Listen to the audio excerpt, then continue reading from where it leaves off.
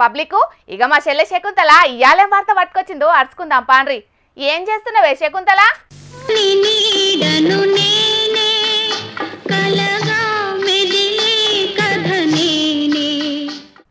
వామ్మో, మా చెల్లెని వెళితే దయ్యం వచ్చిందేందోలా?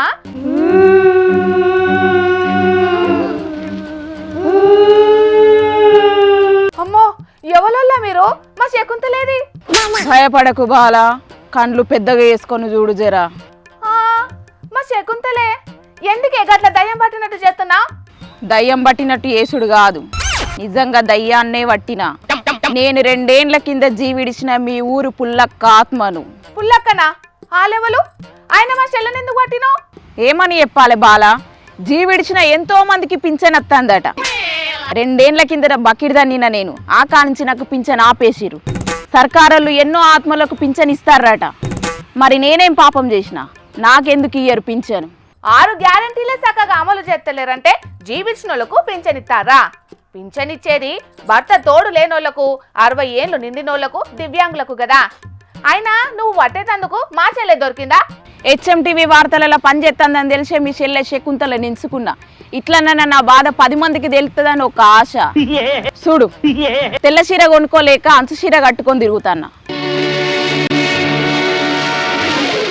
అరే నిజమే, నువ్వు కట్టుకున్నది బంగారు అంచు చీర. సొత్తంటే చాలా కష్టాలే ఉన్నట్టున్నాయి నీకు. కానీ పింఛన్ అనేది బతుకున్నోళ్ళకే ఇస్తారు, జీవించినోళ్లకు ఇయ్యరు దయ్యం గారు. ఎవరు చెప్పిరు బాలా మాలాగా జీవిడిచిన వాళ్ళకి పింఛన్ రాదని? అర్హత లేనులకి పింఛన్ రాదేమో, మా లెక్క జీవిడిచిన వాళ్ళకి నెలకు పింఛన్ వస్తుంది. హన్మకొండల 6 ఏండ్ల కిందట ఒక ఆమె జీవిడిచిందట, ఆమెకి ఇదివరకు కూడా పింఛన్ వస్తుంది. నెలకు ఆమె అకౌంట్లో పైసలు పడుతున్నాయి. 6 ఏండ్ల బట్టి పింఛన్ పైసలు జమ అవుతా అంటే అధికారులు గంత సోయలేకుండా ఉంటున్నారా? అయినా అర్హత ఉన్నోళ్ళకే దిక్కు లేదంటే ఈ ఆత్మలకు పింఛన్ గోలేంద్ర దేవుడా. అధికారుల మీద అంత గుడ్డి నమ్మకం వలదు బాలా. కొందరు తెలిసి ఎత్తారు, కొందరు తెలియక ఎత్తారు. నీకు అంత నమ్మకం లేకపోతే నా పక్కకే ఆత్మ ఉన్నది, పిలవనా? అబ్బో, అంత ఆఫర్ నాకెందుకు దయ్యం గారు? అయినా ఆఫ్టర్ ఆల్ ఆత్మవు, పెన్షన్ తీసుకొని ఏం చేస్తావు చెప్పు. అంటే నా ఉద్దేశము మీ దయ్యాలకు పైసలతోటి ఏం పని ఉంటుందా అని. ఏమన్నావు? ఆఫ్టర్ ఆల్ కాదు మేడం, ఈ 5 ఏండ్లలో దాదాపు 1,50,000 ఆత్మల అకౌంట్లలో పెన్షన్ పైసలు నెలకు జమ అవుతున్నాయి. ఈ 5 ఏండ్లలో మా ఆత్మల కోసం సర్కారులు 1000 కోట్ల రూపాయలు ఖర్చు పెట్టిరట. ఆఫ్టర్ ఆల్ కాదు మేడం, ఆఫ్టర్ ఆల్ కాదు. ఊరక్కో, నువ్వు చెప్పేదంతా నిజమా? ఆయన నీకు గీ లెక్కలన్నీ ఎవరు చెప్పిండ్రు దయ్యం గారు? మొన్న మా శ్మశానంలో మర్రి చెట్టు ఊడలు పట్టుకొని ఊగుతాన్నా. ఎవడో తాగుపోతాడు మా చెట్టు కింద వచ్చి కూర్చొని ఆర్తలు చూస్తాడు. ఆని ఫోన్లో చూసిన. ఇంకేమన్నా డౌటా? డౌట్ ఏం లేదు కానీ నాకు ఇప్పుడు అర్థమైంది దయ్యం గారు ఒక ముచ్చట. అధికారులు పబ్లిక్ మరణాలను రికార్డులకు ఎక్కియకపోవట్లా, జీవించినోళ్ళ ఇంటోళ్ళు మరణ ధృవీకరణ పత్రం కోసం అర్జీ పెట్టుకోకపోవట్లా జరుగుతుంది గట్లా. ఆగు బాలా ఆగు, అసొంటి నిజాలు చెప్పి మా ఆత్మల పొట్ట కొట్టకు. మాకచ్చే ఆసర పథకాన్ని తీసేసేటట్టు చెయ్యకు. మా దయ్యాలకు సాయం చేస్తే నీకేం వరం కావాలన్నా ఇస్తా. కోరుకో బాలా, కోరుకో.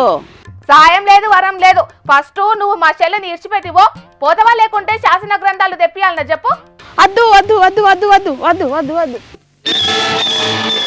అయ్యో శకుంతల, శకుంతల, ఓ శకుంతల. ఏందక్క? అగో నేనేందే గీడున్నా, ఈ తెల్ల చీరేందక్క? అయ్యో నేనేందే గీడున్నా, గీ చుట్టూ అంతా ఇంత గిట్లా పూసుకున్నా. ఏమైందక్క నాకు? నాకు అంత ఇట్లా నా అయిపోయింది అక్క, కళ్ళు తిరుగుతా అన్నాయి. జరిగిందంతా నేను ఇంటికి వచ్చినాక చెప్తా గానీ వాన పడుతుంది. ఆ దండం మీద ఆరేసిన బట్టలు తీసి ఇంట్లో అయిపో. సరే అక్క, నాకు అంత ఇట్లా నా అవుతుంది, నేను ఇంటికి పోతాను. జల్దీ ఆర్తలు చెప్పి ఇంటికి రా.